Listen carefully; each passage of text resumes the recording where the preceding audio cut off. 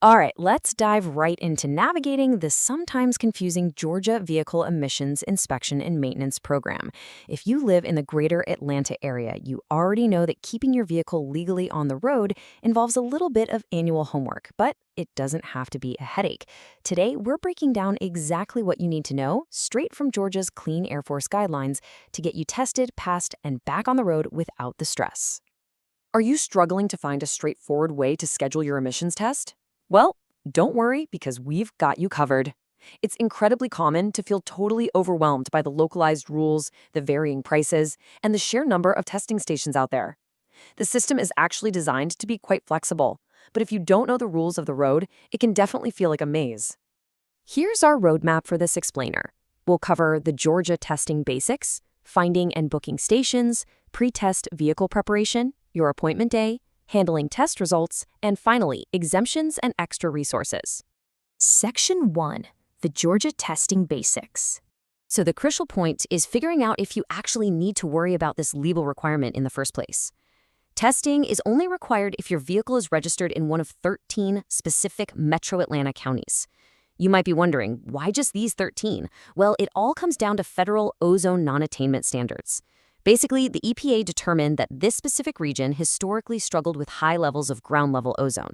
So, if you live in places like Augusta, Savannah, or even just a neighboring county just outside this list, you are completely free from the testing requirement. Remember, it's all about your county of registration, not where you actually drive. Now, 3 is absolutely the magic number here. Even if you live in one of those 13 counties, the 3 most recent vehicle model years get a complete pass. Because modern cars have such a low statistical probability of emissions issues early on, the state gives them a break. So, for the 2026 registration cycle, if you drive a model year 2024, 2025, or 2026 vehicle, you do not need an emissions test this year. Oh, and purely electric vehicles and diesel-powered vehicles are exempt too, though keep in mind gas-electric hybrids do still need to be tested. Section 2. Finding and booking stations. Let's talk about finding a location, because Georgia's unique decentralized system actually works to your advantage. There is no massive centralized state-run facility. Instead, you'll use the Georgia's Clean Air Force's online station locator. The state authorizes over 700 independent private businesses to do these inspections. And to protect consumers, they mandate a strict fee cap of exactly $25 per test. While some highly competitive shops might charge you $20, you will literally never pay more than $25. You essentially have 2 main options when it comes to getting the test done. On one hand, you have walk-in kiosks. You'll usually spot these at car washes or gas stations. They are first come, first served, and incredibly fast. On the other hand, you have appointment-based repair centers, like full-service auto shops or independent dealerships. There, you can pre-book an exact time online or by phone. A quick pro tip for you: to avoid long waits, try to skip the first and last few days of the month and avoid Mondays. Aim for a midweek, mid-morning appointment for the smoothest experience.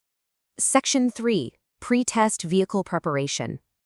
Booking your spot is only half the battle. You really want to prepare your vehicles so you can pass on the very first try. Before arriving, just do a few essential mechanical checks. First, drive your car for about 15 to 20 minutes right before the test. This gets your engine and catalytic converter up to their optimal operating temperatures. Second, glance at your dashboard. If your check engine light is illuminated, you will automatically fail. Get a mechanic to diagnose that first. And third, something as silly as a loose fuel cap can actually trigger a failure. Make sure it's securely tightened until you hear it click. But be warned, there is a hidden trap here called a not ready status. Your car's onboard computer is constantly running self-diagnostics. If you recently disconnected your battery, replaced it, or had a mechanic clear your engine codes, the computer's memory is wiped clean and its readiness monitors are reset to not ready. Testing stations cannot bypass this. If you test your car in this state, it is an automatic fail. You literally have to drive the car under varied conditions, some city, some highway, for up to 2 weeks to let the computer reset its data before you can take the test. Section 4. Your appointment day. Okay, let's debunk some myths about what the technician is actually doing to your car on appointment day. The test is incredibly modernized now. If you remember the old days of technicians shoving physical sniffers up the tailpipe or hooking your gas cap up to some mechanical pressure rig, you can forget all that. For all 1996 and newer vehicles, they simply plug a scanner right into your car's OBD2 port under the dashboard to read the digital data. They'll also visually check the seal on your fuel cap and quickly glance under the car to ensure the catalytic converter hasn't been tampered with. It takes just a few minutes. Oh, and while the scanner pulls your VIN automatically, bringing your registration renewal notice can speed things up even more. And here is a real game changer. Once you pass, you don't even need to carry around a paper certificate. The testing station's computer automatically shoots your passing results straight to the state's Department of Revenue database in near real time. This means you can instantly renew your registration. You can jump on the Georgia Drives website, swing by a self-service tag kiosk at your local grocery store, visit your county tag office, or just drop it in the mail. The system already knows you passed. Section 5. Handling test results. But what happens if you fail your test? Don't panic because there's a structured grace period to help you get back on the road. The most crucial thing is to hold on to the vehicle inspection report and the emissions repair form the inspector gives you. Step 1. Take your car to a trusted mechanic for a proper diagnostic analysis. Step 2. Get those emissions-related repairs done and make sure the mechanic fills out that repair form. Step 3. Take the completed form and your car back to the exact same testing station where you failed. As long as you return within 30 calendar days, you are legally entitled to one free retest. Now, sometimes the car needs massive repairs that cost way more than the vehicle is even worth. If you spend at least $1,176 on qualifying emissions-related parts and labor in 2026 and your car still fails that retest, you are not out of luck. You can apply for a one-time annual repair waiver. This allows you to renew your tags for that year despite the failing grade, giving you some breathing room to figure out a long-term solution. Just keep in mind, this threshold number adjusts annually based on the Consumer Price Index, and you absolutely need legitimate receipts to prove your expenses. Section 6. Exemptions and extra resources. Let's wrap up by looking at some special exemptions that might get you out of testing entirely. The program actually offers some welcome flexibility.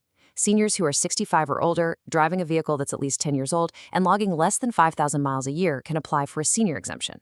If you're a student, active military, or on business, and your car is temporarily parked more than 100 miles outside the testing zone, you can apply for an out-of-area extension. Finally, if you're a classic car enthusiast, any vehicle 25 model years or older, which means 2001 or older for the 2026 cycle, is automatically exempt as an antique. Just a quick disclaimer, because local regulations, fee maximums, and specific model year rules change as time marches forward, always use the state's official resources.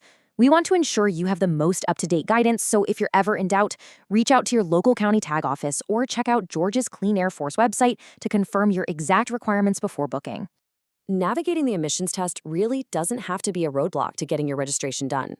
By knowing your county requirements, understanding how to prep your car, and using the flexible testing market, you are fully equipped to handle this annual task with ease.